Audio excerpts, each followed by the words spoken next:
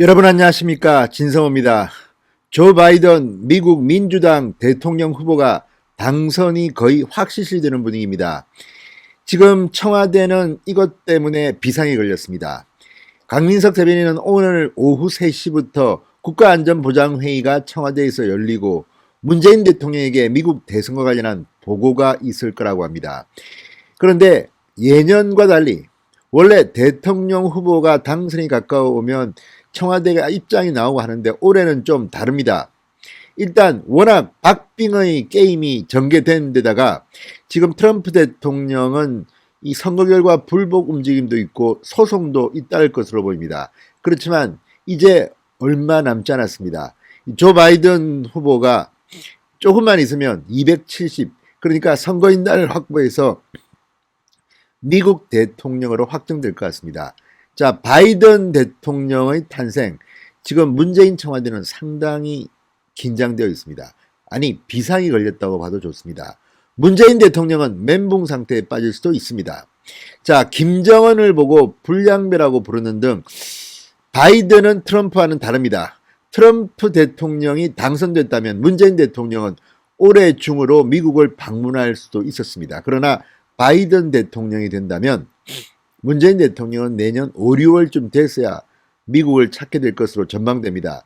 뿐만 아니라 미국의 민주당, 자, 지금 대한민국의 민주당 정권은 과거의 DJ 노무현 시대와 다릅니다. 미국 민주당과 그렇게 친하지가 않습니다. 자, 지금 민주당 오바마 정부도 그랬고 지금 바이든 후보도 그렇고 북한을 바라보는 시선이 트럼프와는 다릅니다. 트럼프는 개인 감정 같은 것 때문에 김정은에 대해서 호평을 하지만 바이든은 김정은을 호평하지 않습니다. 불량배, 삼류 깡패 국가로 보고 있습니다. 뿐만 아니라 모든 것이 다를 겁니다. 주한미군 철수 웃기지 말라고 합니다. 자, 이런 것에서 이 방위비 분담 이런 것도 트럼프와는 다릅니다. 이미 바이든은 그런 것을 분명히 했습니다. 따라서 지금까지 운영되어 왔던 것과는 완전히 다른 한미 관계가 될 것입니다. 결론적으로 말하면 한국 정부에는 바이든이 부담스러울 겁니다. 그렇지만 한국에게는, 대한민국에게는 바이든 당선이 도움이 될 겁니다.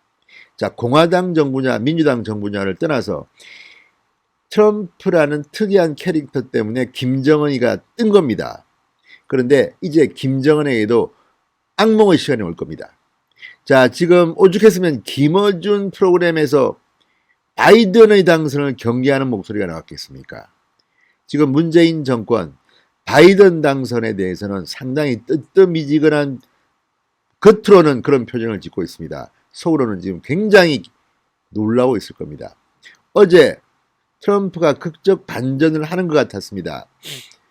그러나 바이든이 점점 유력해지면서 어제 국회 운영위원회에 나왔던 청와대 인사가 청와대로 급히 돌아가는 모습을 보이게 됐습니다. 아무튼 지금 청와대는 발칵 뒤핀 것 같습니다.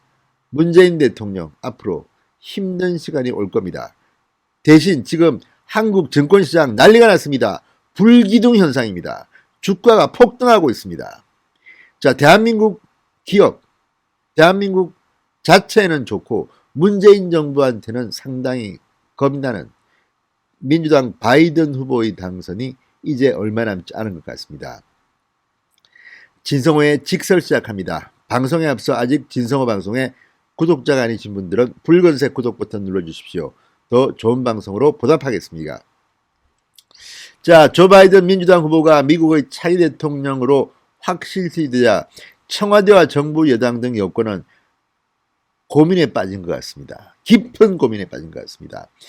자, 우선 바이든 시대의 도래로 방위비 분담 협상 과정에서 불거진 트럼프의 주한미군 철수 압박은 사라집니다.